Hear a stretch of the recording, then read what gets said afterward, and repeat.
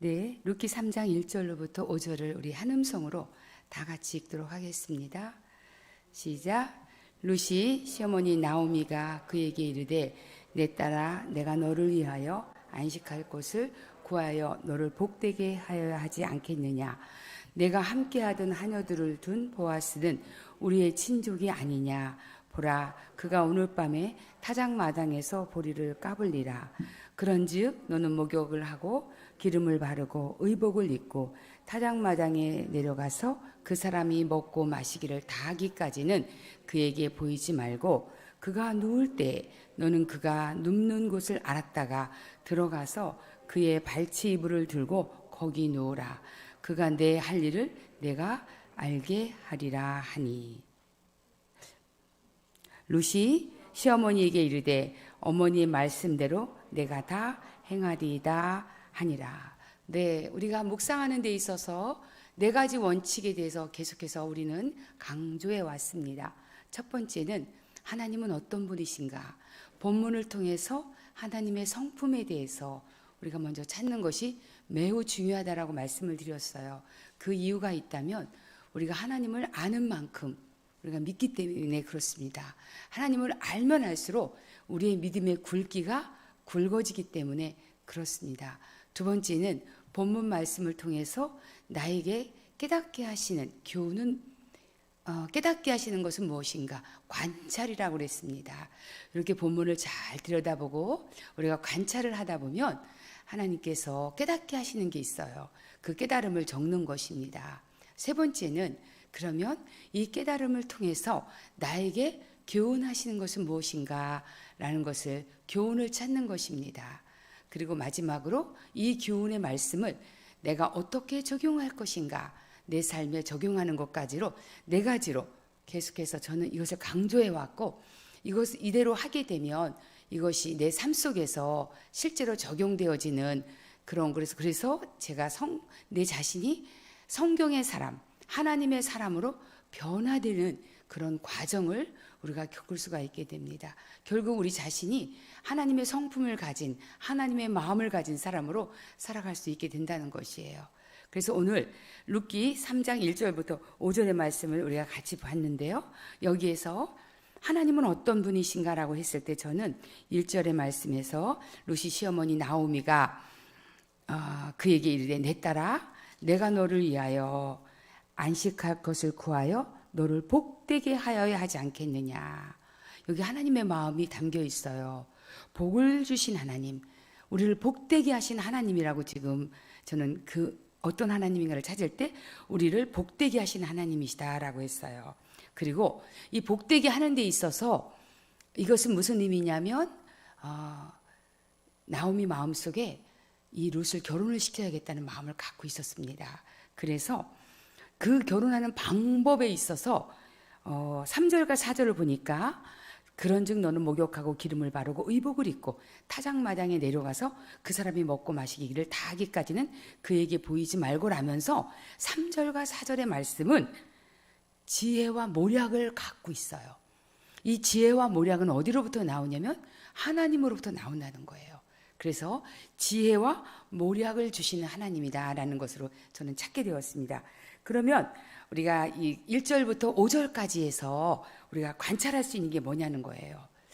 지금까지는 2장까지는 지금 룻이 나오미에게 헌신했어요. 그래서 어느 정도의 헌신이냐면 인생을 바쳤어요. 내가 시어머니를 위해서 인생을 걸겠다. 그분을 위해서 내 자신을 죽음까지도 나는 내어드리겠다. 그렇게까지 하면서 또 실제적으로 그러한 삶을 살아왔습니다. 그런데 이 시어머니 입장에서 죽을 때까지 룻이 젊기 때문에 그렇게 한다면 이 마음을 변치 않고 그렇게 살아내 준다면 그래도 나오미가 편하게 살 수 있는 거예요. 그런데 나오미는 그것을 선택하지 않아요. 참 제가 이 나오미를 보면서 참 훌륭하다는 생각을 정말 여러 번 이 룻기를 보면 너무 훌륭한 거예요. 왜 훌륭하냐? 이 나오미가 룻을 배려하기 시작해요. 나도 나지만 이 젊은 우리 며느리 어떻게 해서든지 가정을 꾸려줘야겠는 거예요. 남편을 만나게 해줘야 되겠는 거예요. 늘 도움만 받고 포커스가 룻에서 나오미였다면 3장부터는 나오미에서 룻으로 옮겨집니다. 저는 이 말씀을 보면서 여기에서 보니까 내 딸아, 얼마나 참 친근한 말이에요. 그죠? 며느리잖아요. 딸 같은 며느리 쉽지 않습니다. 그죠? 딸 같은 며느리 쉽지 않아요. 그런데 딸로 생각해요. 이건 완전 자기 딸이에요. 굉장히 사랑스러운 표현이에요. 내 딸아. 마치 자기 딸이 지금 시집을 못 간 것처럼 내 딸아, 내가 너를 위하여 안식할 곳을 구하여 너를 복되게 하여야 하지 않겠느냐. 자, 우리가 이런 마음을 갖는다는 게 쉽지가 않아요, 사실은. 왜냐하면 사람은 되게 자기중심적이에요. 내 안정과 내 안위가 먼저지 다른 사람을 그렇게 생각하는 것은 쉬운 게 아니에요. 특히 가진 게 없는 사람일수록 마음이 좁아져요. 내 걸 더 챙기고 싶어 해요. 저 아는 분이 참 훌륭한 여자 목사님 한 분 계신데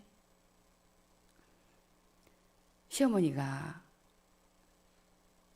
며느리에게 혼자가 됐는데 이 대화를 하다 보면 당신 생각부터 한대요. 너무 며느리가 잘하거든요. 이 며느리가 어떻게 딴 데로 갈까봐 걱정하셨는지 그럼 나는 어떻게 한다냐? 너 없으면 나는 어떻게 한다냐? 그래서 이 여자 목사님이 저한테 얘기하시기를 사모님 제가 그 얘기 들을 때 혼자 된 나를 배려하는 마음이 전혀 어머니는 없으시고 우선 당신 자신이 우선이구나 라는 얘기를 하시더라고요. 맞습니다. 우리 인간은 누구나 할 것 없이 나부터 생각하게 돼 있어요. 그런데 내가 너를 복되게 하고 싶다는 거예요. 우리에게 가져야 될 마음이 어떤 마음일까요? 하나님의 마음이 뭘까요? 내가 은혜를 입었잖아요, 지금. 룻을 통해서 은혜를 입었단 말이에요. 그러면 우리는 은혜를 받은 사람들이 취해야 될 행동과 기도는 다른 사람들을 복되게 하는 것이 무엇일까를 생각하는 마음이 필요하다는 거예요. 아멘이십니까? 우리 이 마음 가져야 돼요. 그러면 이 사회가 밝아지고요. 공동체가 밝아지고요. 나는 저 사람에게 무슨 유익을 줄까? 내가 이 사람을 위해서, 내가 이 공동체를 위해서, 이 교회를 위해서, 이 사회를 위해서 나는 무엇을 할까? 어떤 도움을 줄까? 제가 중학교를 호스턴 요중을 나왔습니다. 여러분 혹시 중학교 때 교훈 기억나는 분 계세요? 여러분 학교, 중학교, 초등학교 아니면 대학교 때 교훈 기억나세요? 다 비슷비슷하죠? 진리부터 시작해서 잘 몰라요. 저 초등학교 때도 몰라요. 고등학교 때도 기억 안 나요. 근데 저희 중학교 교훈은 평생 잊질 않아요. 호선여고 교훈이 뭐냐면요. 남을 위해 살자예요. 저 중학교 때 그 교훈이 제 인생에 굉장한 임팩트가 됐어요. 남을 위해 살자. 어머, 이런 교훈이 다 있네? 그 학교가 기독교 정신에 의해서 만들어진 학교잖아요. 홀스톤이라는 선교사가 개성에서부터 시작되었던 학교예요. 그랬다가 대전의 선화동에 다시 학교가 옮겨진 거죠. 그런데 교훈이 남을 위해 살자는 거예요, 여러분. 학생들에게 그게 얼마나 중요한 영향을 미치겠습니까? 어떻게 남을 위해 살겠냐는 거야. 그렇다면 우리가 어떤 면에서 우리가 다른 사람을 축복할 수 있겠냐는 거예요. 아, 너 나는 뭐 가진 것도 없고 배운 것도 없고 뭐 똑똑하지도 않고 지혜롭지도 못하고 라고 한다 할지라도 우리는 어떤 것에서 내 속에서 남을 위해 살 수 있는, 이렇게 남을 복되게 할 수 있는 무언가를 한 가지라도 하나님은 우리에게 주셨다는 거예요. 저는 여러분이 여러분 자신 속에 그걸 찾기를 바라요. 그것이 여러분이 어떤 격려의 말을 통해서도 가능하고요. 무언가를 내가 섬김을 통해서도 가능하고요. 기도를 통해서도 가능하고요. 많은 가능성이 있어요. 나는, 제가 이 말씀을 읽으면서 나는 다른 사람들을 무엇으로 복되게 하는 삶을 살고 있는가요? 생각할 수 있겠죠. 여러분 자신을 한번 생각해 보세요. 나는 무엇으로 다른 사람을 지금 복되게 하고 있는가? 그 범위가 어디까지인가? 내 가족인가? 내 친족인가? 교회 공동체인가? 그 무언가. 정말 저는 그 남을 위해 살자라는 저희 학교, 중학교 때 그 교훈이 얼마나 좋은지 제가 이거 평생 잊어버리질 않고 있어요. 남을 위해 살자. 공부 왜 합니까? 남에게 주려고 하는 거예요. 돈 왜 법니까? 남에게 주려고 하는 거예요. 우리 삶이 풍성해지려면, 그런 희생적인 삶이 주어진다면 주변이 풍성해지게 돼 있어요. 그런 사람 곁에 사람이 모이게 되어 있어요. 이기적인 사람 앞에는 누가 가겠습니까? 저는 내 딸아라는 이 단어 속에, 복되게 해야지 않겠냐라는 이 단어 속에, 그 내 딸아라는 이 단어 속에서는 정말 이 룻이 자신이 어머니를 위해서 헌신했더니 어머니가 자신을 위하여 정신적 지지를 해주는 좋은 선물 대신 어머니를 얻게 된 거예요. 이 정서적 지지가 굉장히 중요합니다. 이 정서적 지지를 받지 않게 되면 갈등 관계에 우리가 놓일 수 있잖아요. 특히 가족 간에는 갈등 관계가 더 심각합니다. 그런데 가장 가까운 가족인 어머니가 나를 정서적으로 지지해 준다면 이게 행복이 아닐까요?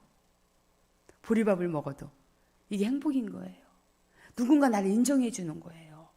잘한다고 하는 거예요. 믿는다고 하는 거예요. 축복해 주는 거예요.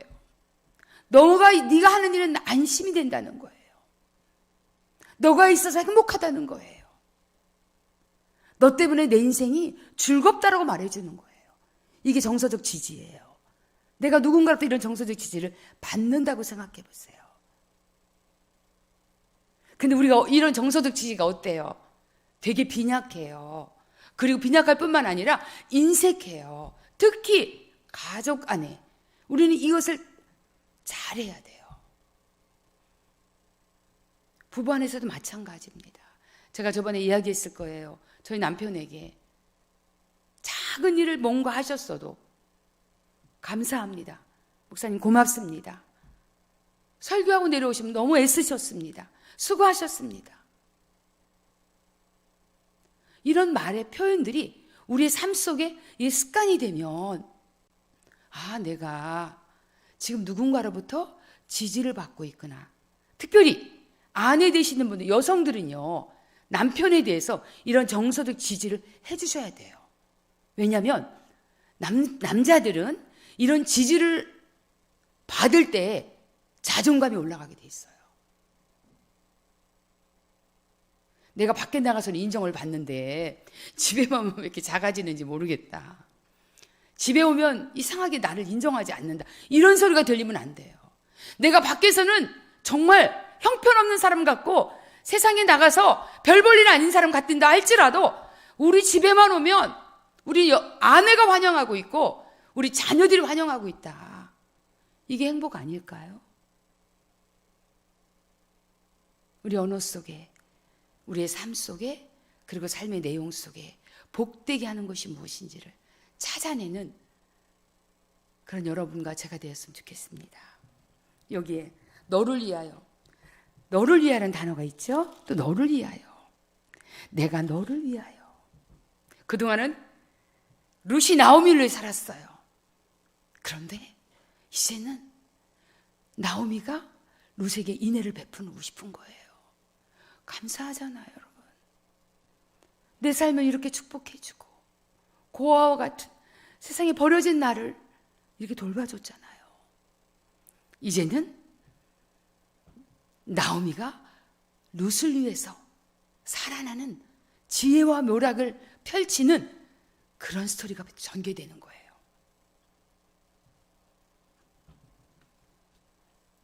내가 너를 복되게 해야 하지 않겠냐.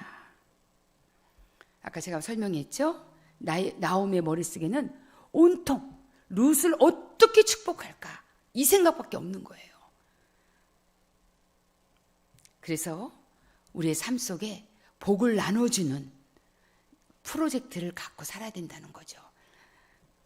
이런 사람은 많은 사람들로부터 존경을 받게 됩니다. 그래서 여러분이 한번 그걸 할 수 있으면 한번 써보세요. 나는 누군가에게 어떤 복을 나눠줄 건가. 이걸 기록하는 거하고 그냥 생각하는 거하고는 달라요. 저는 몇 가지가 있습니다. 나는 무엇으로 내 인생에 다른 사람들에게 복을 나눠주고 싶을까? 제가 목사님에게 이런 얘기를 한 적이 있어요. 제가 만약에 목사님 이제 은퇴하게 되면 제가 두 가지를 얘기한 것 같아요. 정말 시골 교회에 가서 나 주방장 하고 싶다고 그랬어요. 성도들 밥 해주는 사역하고 싶다. 또 생각이 또 나더라고요. 아, 나중에 어떤 일을 할까? 어떤 사역을 내 인생 가운데 내가 무엇을 나눠주는, 나에게서 내가 잘할 수 있는 게 뭘까? 저는 음식하는 걸 너무 즐거워하거든요. 그러면 내가 작은 교회들 주일날마다 음식해서 목사님 나눠주면 어떨까요? 목사님이랑 같이 다니면서 음식 미리 해서 다 나눠주는 사역좀 하면 어떨까요? 목회를 해보니까 주방이 제일 어렵더라고요. 이게 참 어려운 부분이기 때문에 제가 그런 생각도 했었어요. 어떤 분은 아프리카에서 1년간 자기 인생에 11조를 드렸대요. 1년간 그곳에서 봉사하겠다고. 하나님이 자기 구원해 주신 은혜, 지금까지 살게 해주신 은혜가 너무 감사해서 그렇게 하겠다는 해서 아프리카의 마다가스카르에 가신 분도 계셨어요. 여러분, 만약에 여러분이 내가 복을 나눠주겠다는 프로젝트를 갖고만 있다면, 구체적으로 그것들을 계획할 수 있다면 하나님이 여러분에게 지혜를 주실 거예요. 이 나오미처럼 모략을 주실 거예요. 그러면서 2절, 3절, 4절에는 어떻게 해요? 실제적으로 이제 보아스가 우리 집에 기업물을 친족이기 때문에 기업물을 짜라는 것에 대해서 상기시키면서 타작마당에서 어떤 행동을 해야 될지를 구체적으로 지혜를 주는 거예요, 여러분. 우리가 누군가에게 복을 나눠주고자 하나님 앞에 어떻게 나눠줄까요? 라고 기도한다면 하나님은 이렇게 우리에게 지혜를 주시는 분이에요. 이 지혜가 과연 룻에게서 나올 수 있겠어요, 여러분? 이것은 룻에게 나올 수 있는 지혜가 아니에요. 나오미를 통해서 나오는 지혜예요. 하나님은 나오미를 통해서 룻을 어떻게 복을 주실지를 지금 나오미에게 지혜를 주시는 거예요, 지금요. 지혜와 모략을 주시는 거예요, 여러분. 선한 마음을 갖게 되면, 누군가를 축복하려고 하면 이렇게 선한 지혜들을 하나님이 부어주신다는 걸 깨닫게 되었어요. 그런데 룻의 반응 4절. 그가 누웠을 때 너는 그가 눕는 곳을 알았다가 들어가서 그의 발치이불을 들고 거기 누우라. 그가 내 할 일을 내게 알게 하리라 하니 룻이 시어머니에게 이르되 어머니 말씀대로 내가 다, 여기 다라는 부사예요. 행하겠다는 거예요. 그대로 행하겠다는 거예요. 룻기 전체 속에 여러분 이 다라는 단어가 많이 나와요. 여러분 다 전부라는 단어예요. 부분적 순종이 아니에요. 어머니 아우 창피스럽게 아유 만약에 망신당하면 어떡하라고요 할 수도 있어요. 설령 내가 그렇게 발치에 누웠다가 얼마나 사람이 놀랄 일이 있어요. 보아서가 놀래거든요. 놀랬다가 누구야 하고 소리 지르거나 또 여기 왜 들어와 있어라고 한다든가 당장 나가라고 한다든가 그렇게 할 수 있는 상황에서 내가 그렇게 된다 할지라도 내가 어머니 말씀에 순종하게 된 태도예요. 저는 항상 이 룻을 보면 누가 생각나냐면 예수 그리스도예요. 우리 예수님 어떻게 하셨어요? 아버지의 뜻, 아버지가 행하라는 것 외에는 행하지 않았다라고 요한복음 말씀하세요. 그분의 안테나 속에서는 예수 그리스도가 하나님이신데 하나님과 똑같은 일을 하실 수 있지만 하나님이 하라고 한 것만 하겠다고 하셨어요. 요한복음 6장에 보면 그분이 말씀하신 것만 나는 행하겠다고 하겠어요. 룻의 순종과 예수 그리스도의 순종 그리고 우리의 순종 비교할 수 있겠죠. 저의 순종 비교할 수 있겠죠. 그대로 다 하겠다는 거예요. 여러분 그것이 내게 불편할지라도 내가 하기 싫을지라도 내가 혹시 수치를 당할지라도 어머니 제가 다 하겠습니다. 참 룻도 훌륭하고 나오미도 훌륭하고 읽을수록 한 절 한 절 속에 정말 구구절절 기가 막힌 거죠. 그렇다면 룻이 이렇게 순종할 수 있는 기반이 뭐냐는 거예요. 이거는요 정말 이 세상 어떠한 누구보다도 이 어머니는 나를 사랑한다는 확신이에요. 이게 기반이에요. 여러분 순종의 기반이 뭐냐. 우리가 목사님 설교하실 때마다 이런 얘기 많이 하시죠. 순종해야 된다. 하나님 말씀에 순종해야 된다. 근데 순종 잘 안 되잖아요. 우리가 안 되는 부분이 있잖아요. 듣기만 하는 것들 많잖아요. 그리고 거르잖아요. 순종도 우리 속에서 우리 생각 속에서 내가 이거 할 수 있는지 없는지 다 우리가 필터링하고 있잖아요. 그런데 정말 순종의 기반은 정말 룻이 이 어머니가 나를 얼마나 사랑하는지 알기 때문에 이 순종이 나올 수 있는 거예요. 다라는 순종이 나올 수 있는 거예요. 그걸 알면 알수록.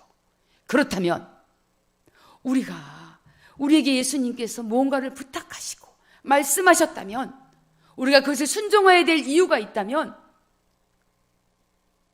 그 순종의 기반이 예수 그리스도가 나를 너무너무 사랑했기 때문에 그것을 부탁한다는 거예요. 그리고 이거는 나를 축복하기 위한 명령이지 나를 두렵게 하고 나를 힘들게 하기 위한 명령이 결코 아니라는 거예요. 하나님의 말씀의 기반을 여러분이 구약을 읽고 신약을 읽고 말씀을 읽을 때 그 기반이 거기서 흐르는 정신이 있어요. 여러분 그것을 알고서 읽으면 그게 어렵지가 않아요. 뭐냐? 하나님이 우리를 사랑해서 부탁하는 거라는 거예요. 사랑하기 때문에 명령하셨다는 거예요. 왜 이렇게 어려워 이 말씀? 이걸 어떻게 지켜? 사랑하면 쉬워져요. 사랑하면 어떤 어려움도 극복할 수 있어요. 거리도 뛰어넘을 수가 있어요. 사랑하지 않기 때문에 별별 이유가 다 수면 위에 떠오르는 거예요. 사랑하는 사람이 불러보세요. 그게 멀다고 느끼세요? 절대 그렇지 않습니다. 교회가 뭔가요? 절대 그러지 않습니다. 사랑하면 순종이 쉬워지는 거예요. 이 말씀을 깨닫고 보니까 그럼 뭐냐? 요새 마음속에 어머니 하시는 말씀은 나를 사랑해서 하는 말이야. 나를 어렵게 하려고 하는 말이 아니야. 나를 축복하기 위해서 하는 말이야. 정말 내 인생을 이 세상 어느 누구보다도 가장 잘 되기를 원하는 마음에서 하시는 말씀이야라는 것을 루시 확신한 거예요. 그렇게 친밀한 거예요, 어머니하고. 그렇기 때문에 이러한 순종이 나올 수 있는 거지. 동상이몽이 됩니다, 안 그러면. 어머니와 생각이 달라요.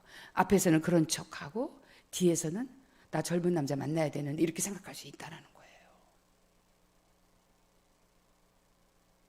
과연 여러분과 제가 예수 그리스도와 우리와의 관계가 그러한 사랑의 기반에 놓여 있는지를 점검해 봤으면 좋겠습니다.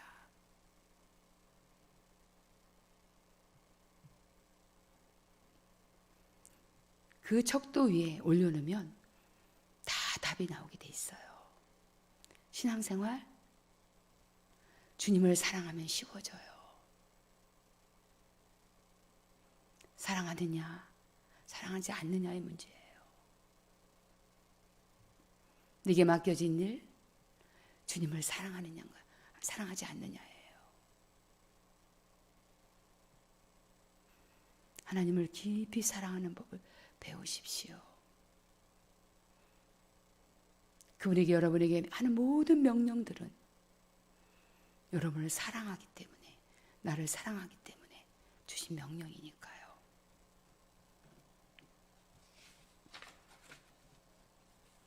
우리 다시 본문을 또 읽겠습니다. 룻기 3장 6절로부터 13절 말씀입니다. 네, 같이 읽겠습니다. 시작.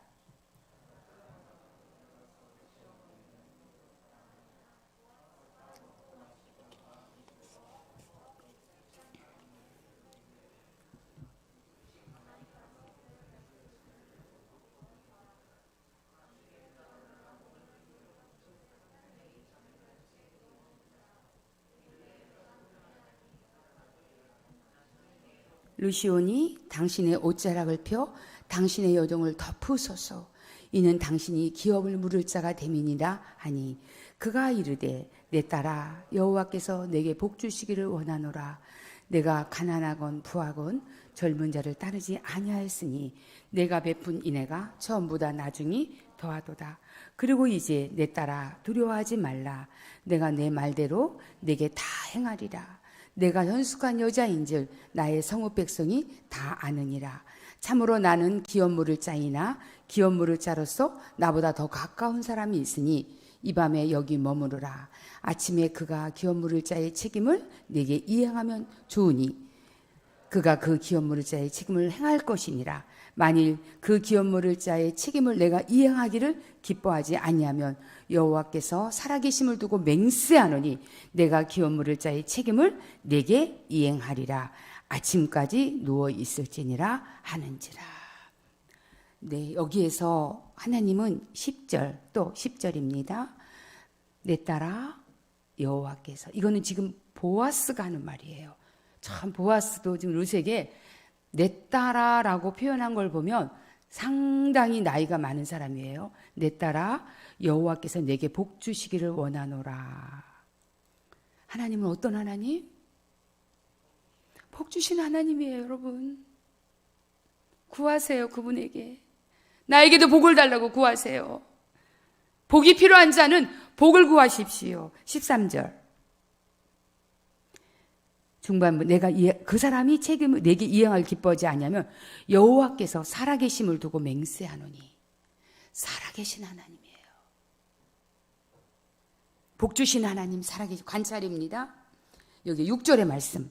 그가 타작마당으로 내려가서 누구의 명령대로? 시어머니의 명령대로 어떻게 했다고요? 다. 정말 다가 많이 나오죠? 전부. 토 하나 안 달고 다 행하니라. 어떻게 이런 사람을 하나님이 기뻐하지 않겠어요, 여러분? 이렇게 순종하기를 기뻐하는 자를 하나님 축복하지 않겠냐고요.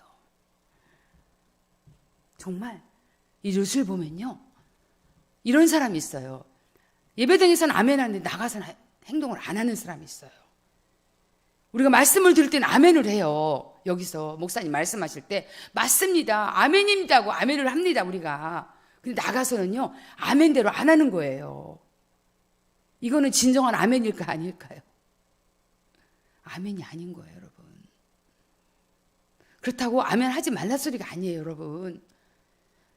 아멘, 믿음은 뭐냐면 듣는 것이 들음에서 시작됩니다. 믿음은 들음에서 나고 들음은 그리스도의 말씀으로 말미암았기 때문에 믿음은 들음에서 시작돼요. 그러나 믿음의 완성은 어디서 나타나냐?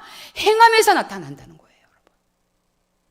만약에 룻이 어머니한테서 네 엄마, 어머니 제가 다 하겠습니다 하고 가서 안 했어요, 여러분. 그건 순종이에요, 아니에요? 순종이 아니에요, 여러분. 그러니까 우리가 믿음을 여러분 잘 생각하셔야 돼요. 행함이 없는 믿음이 죽은 믿음이라게, 그래서 나온 말이에요, 여러분. 안 해.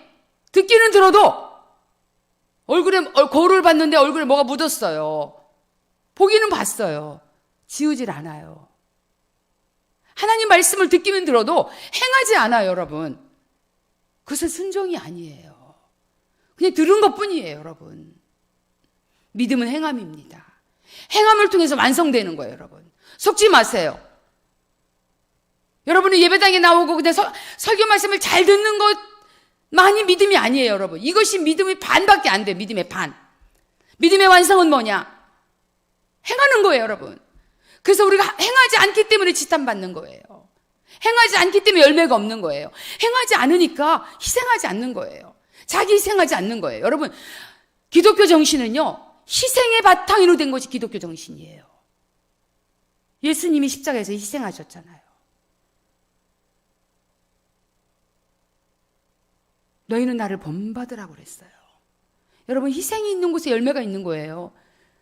하나님 미랄이 땅에 썩어서 죽어야만이 생명이 다시 태어나는 거예요. 희생이 있어야 돼요. 자기 부인이 있어야 돼요. 얼마나 멋집니까, 룻이. 다 행하니라. 갔어요.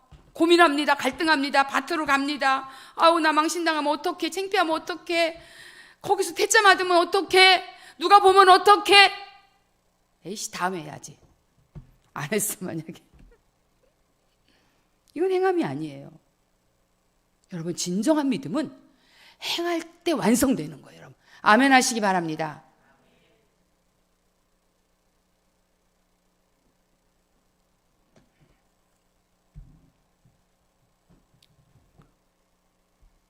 그 보아스가 먹고 마시고 즐겁게 가서 다 이제 끝에 누웠는데 룻이 가만히 가서 목욕제기하고 발치이불로 거기 누운 거, 살짝 누운 거예요. 근데 이제 8절에 보니까 밤중에 그가 놀라 몸을 돌이켜본즉 한 여인이 자기 발치에 누워 있는지라 이르되, 제가 야, 너 누구야? 이렇게 한 거예요. 너 누구야? 아우, 여러분 생각해보세요. 얼마나 놀랐겠어요. 오밤중에 어떤 여자가 자기 발밑에 누워있다고 생각해보세요. 기절할 일 아니에요? 아이고 깜짝이야, 너 누구야? 했겠죠. 나는 당신의 여종 룻이오니 당신의 옷자락을 펴 당신의 여종을 덮어주세요. 이는 당신이 기업 물을 자가 됩니다 라고 고백을 해요.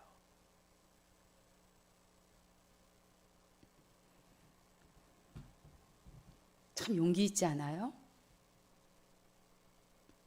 어머니의 말씀대로 여기까지 순종한 거야. 그 다음에 일은 몰라. 사실 룻은 어떤 일이 벌어질지 몰라요. 그러나 어머니의 지혜에 힘입어서 여기까지 나간 거예요. 그런데 10절의 말씀. 자, 여기에서 우리가 보아스가 나이가 많았다는 걸 느낀 게 뭐냐면, 내 딸아. 이 말에 내 딸이란 말로 딱 나와요. 너 누구냐라고 시작했는데 너 누구냐로 시작해서 내 딸아로 반겨줍니다. 이 말을 듣는 순간 보아스는 알았어요. 아, 네가 나와 결혼하고 싶어 하는구나. 저는 내 딸아 하는 이 단어 속에 이미 보아스가 이 여자를 아내로 맞으려는 마음을 갖고 있다는 걸 딱 눈치챘어요. 여러분 성경 읽으면서 이 정도 눈치 못 채겠어요? 여러분 이렇게 내 딸아가 어떻게 나옵니까? 내 딸아가. 내 딸아 여호와께서 내게 복 주시길 원하노라.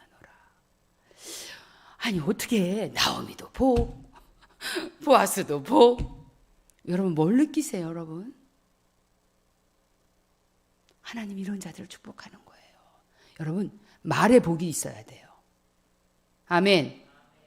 말이 거칠면 안 돼요. 요즘 잠언을 제가 묵상하는데 굽어진 혀에 대해서 말씀하세요. 이 삐뚤어진 혀, 굽어진 혀, 비꼬거나 비판하거나 남 중상무력하는 거 하나님 기뻐하지 않는다고 그러셨어요. 여러분 어쩌면 이렇게 말이 복이 있냐고요. 말에서 복이 떨어지는 거예요. 여러분 여호와께서 내게 복 주시길 원하노라. 뒤에 구절이 참 중요해요. 내가 가난하건 부하건 젊은 자를 따르지 않았다는 거예요. 도대체 내 딸이라고 말하면 이 몇 살 차이 날까? 좀 성경에 그것까지는 기록해 주셨으면 너무 고마웠을 텐데 보아스의 나이가 안 나왔어 보니까 나 되게 궁금했어요. 몇 살일까? 성경학자들은 되게 나이가 많은 걸로 제가 읽었어요. 거기에 몇 살이라고까지 얘기했는데 제가 신학적 오류를 범할까 봐 차마 그 나이는 밝히지 않겠습니다. 내 딸아 할 정도면 나이 되게 많은 거예요. 여러분 여기에서 내가 베푼 인애가 여기 지금 반대가 되고 있어요. 지금 룻이 나오미에게 인애를 베푼 거예요.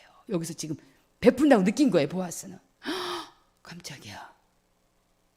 미안하게 시리 이렇게 젊은 처자가 이 늙은이한테 시집오겠다고? 네가 베푼 인애가 처음보다 나중이다. 이거는 너 나한테 어떻게 너 나한테 너 너무 과분해. 보아스가 이렇게 말하는 거예요 지금. 그러면서 이제 내 딸아 두려워하지 말라. 내가 네 말대로 내게 다 행하리라. 여기 뒤에요. 전 이 말에 엄청 은혜 받았어요. 네가 현숙한 여자인 줄을 나의 성읍 백성이 여러분 읽어주세요. 어떻게요? 어떻게요?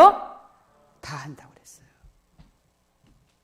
여러분 여기에 엄청난 진리가 들어있어요. 룻이 동네방네 다니면서 저 현숙한 여인이에요 라고 얘기했을까요? 절대 아니에요. 여러분 내가 행동하는 그것을 다 남이 알고 있다는 얘기예요. 여러분 공감하십니까? 근데 누구만 몰라? 나만 몰라요. 그것을 우리는 블라인드 영역이라고 그래요. 맹점이라고 그래요. 남은 아는데 나에 대해서 남은 아는데 자신은 몰라. 이걸 맹점이에요. 다른 사람은 그 사람이 어떤 사람이고 어떤 성향을 갖고 있는지 다 알아요. 너무 많이 잘 알아요. 여기서 다 안다고 그랬잖아요. 다 알아요. 근데 본인이 잘 몰라요. 그런 영역이 있어요, 없어요? 우리 있어요. 저 사람 저것만 고치면 좋겠는데 라는 영역이 있어요. 그러나 쉽게 말해주지 않습니다. 상처받을까 봐, 관계 깨질까 봐 참아내는 영역들이 있어요. 특히 가까운 우리 가족들에서도 이게 있어요. 우리가 브라인드 영역들이 있습니다. 저는 여기서 이걸 조금 더 다른 측면으로 좀 제가 이것을 좀 풀어내고 있는데, 나는 알고 있지만 다른 사람이 모르는 것을 우리는 히든 영역이라고 그래요. 숨기는 거예요. 내가 숨기는 거. 나만의 비밀을 내가 숨기는 거예요. 그러나 나는 아마 이 얘기 듣고 아마 루시 깜짝 놀랐을 것 같아요. 어머, 어떻게 나에 대해서 잘 알지? 내가 현숙한 여자라는 걸 어머 사람들이 어떻게 알지? 라는 영역인 거예요. 반대로 내 안에 반대는 뭐예요? 현숙하지 못한 여인이라는 거죠. 반대일 경우는 그것도 사람들이 다 안다는 거예요, 여러분. 어떠세요, 여러분? 여러분이 삶 속에서 여러분의 맹점을 듣는 게 기분이 좋을까 안 좋을까요? 별로 좋지 않죠. 그죠? 그런데 사실은 가까운 사이는 이걸 말해줘야 돼요. 그래야 그 사람이 변화가 돼요. 제가 담임줄 강의할 때 자주 사용했던 예화인데요. 제가 우리 목사님하고 저하고 아들하고 셋이서 이렇게 식사를 하는데, 요즘은 목사님이 그렇게 안 하셨는데 이렇게 국물을 드시면 목사님이 소리가 꿀꺽 소리가 나요. 꿀꺽. 이게 물이 넘어가는 소리가 들리셨어요. 그래서 제가 목사님한테 얘기를 했어요. 밥을 먹다가 목사님 왜 식사를 하시면서 이렇게 꿀꺽 하세요? 그랬더니 목사님이 좀 화를 내시더라고요. 별걸 다 시비 건다고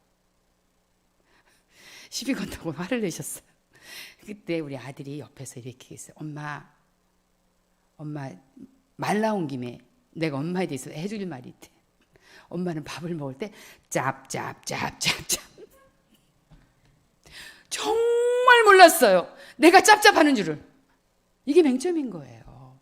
남이 아는 거예요. 자기만 몰라요. 우리는. 우리 안에 두 영역이 있어요. 여러분, 정말 이 룻이 사람들이 이 성읍에서 네가 얼마나 현숙한 여자인지를 다 알고 있다라고 했어요. 얼마나 멋진 삶을 살았기에, 얼마나 모범적인 삶을 살았기 때문에 동네 사람들이 다 알고 있냐는 거예요. 여러분,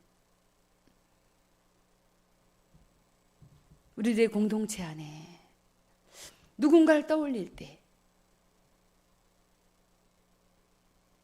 너무 그분 은혜로워, 너무 감사해, 그분은 우리 교회 선물이야 라는 것으로 기억되시는 여러분과 제가 되기 바랍니다. 아멘.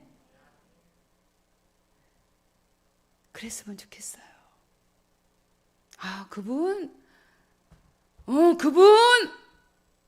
했을 때 야, 아무 소리 하지 마.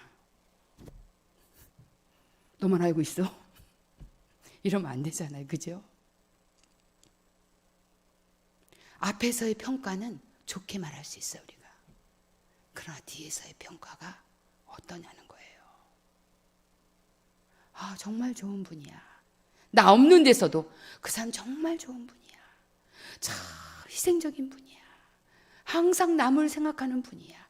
배려심이 많은 분이야. 긍휼이 많은 분이야. 그분 지혜로운 분이야. 라는 이야기를 들어야 돼, 우리가. 그렇지 않으면 야, 그 사람 얘기 나한테 하지 마. 나 그 사람 그 사람 생각하면 트라우마가 올라와. 그 사람 나이만 먹었지 행동하는 건 너무 유치해. 이런 얘기 들으면 안 되잖아요, 우리요. 맞습니까?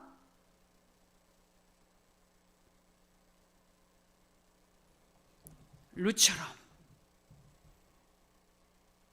당신이 현숙한 여자라는 걸 온 성읍 사람이 다 안다. 이 얘기를 들을 때 룻이 얼마나 격려가 됐을까. 그죠? 내가 현숙한 여인이었구나. 나는 그냥 그렇게 순종하며 살았는데, 내 삶 속에서 이렇게 살았는데 사람들이 나를 이렇게 보고 있구나. 얼마나 감사해요, 여러분.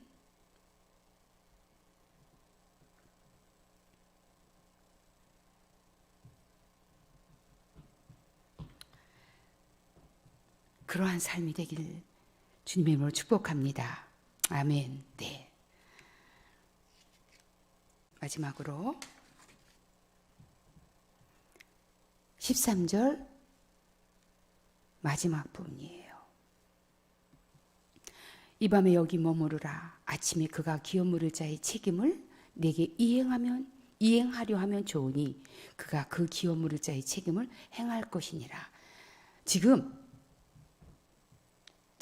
이 보아스가 대단한 사람이에요. 충분히 오케이 할 수 있지만 이 사람 율법을 아는 사람이에요. 예를 들면 보아스가 친족 중에 육촌이라면 사촌이 있었어요. 그러면 그 사람이 우선권이 있는 거예요. 기업 모르는 데 있어서. 그리고 자녀를 낳게 해주는 데 있어서 우선권이 사촌이 먼저예요. 육촌이 먼저 아니잖아요. 그 앞에 자기보다 더 가까운 친족이 있다는 걸 보아스가 알았던 거예요. 그래서 그 사람이 1번이다. 내가 2번이야.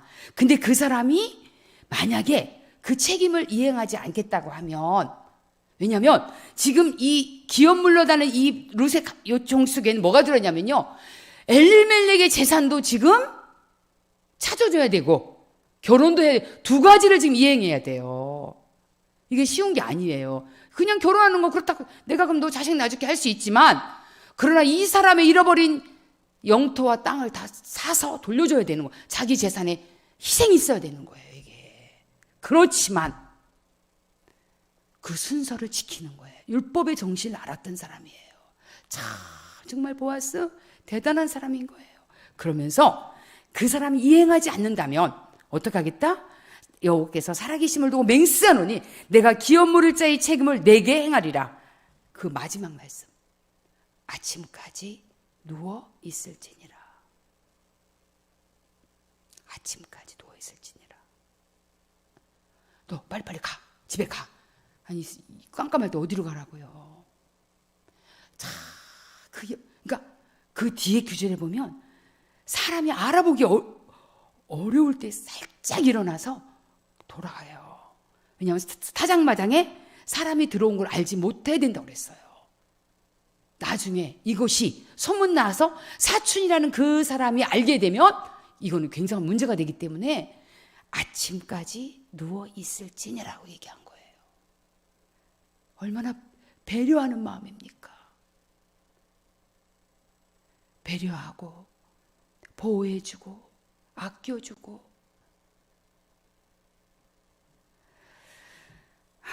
그래서 여성들의 기도 제목 1번이 보아스 같은 남자라고 늘 많이 얘기를 하시는데, 보아스 같은 남자를 만나길 원하신다면 먼저 룻이 되십시오. 네. 우리는 때때로 누군가의 비밀을 지켜줘야 될 때가 있다는 거예요, 여러분. 그렇죠? 이게 성숙한 사람이에요. 보아스의 타작마당에 룻이 들어온 것을, 이 비밀을 지금 누가 지켜주고 있냐면 보아스가 지켜주고 있는 거예요. 우리의 삶 속에 이것도 배려예요. 들었다고 보았다고 다 까발려서 소문내고, 그것은 좋은 것이 아니에요. 특히 교회 안에서. 교회가 열린 공동체예요. 왜? 서로의 마음을 가장 나눌 수 있는 좋은 것이 교회거든요. 이것이 지켜지지 않으면, 상대의 비밀을 지켜주지 않으면, 보호해주지 않으면 교회 공동체는 깨질 수밖에 없어요. 특별히 남의 가슴 아픈 이야기들을 함부로 흘려버리거나 그렇게 된다면 더더군다나 그럴 수가 있다는 거예요. 우리는 오늘 이 보아스를 통해서 이런 태도를 배울 필요가 있다는 거죠. 타인의 연약함, 또 지켜줘야 될 것들을 잘 지켜줌으로 인해서 한 사람의 인생의 성공을 도와줄 수 있는 그러한 보아스의 태도를 우리가 배워야 된다는 것이죠.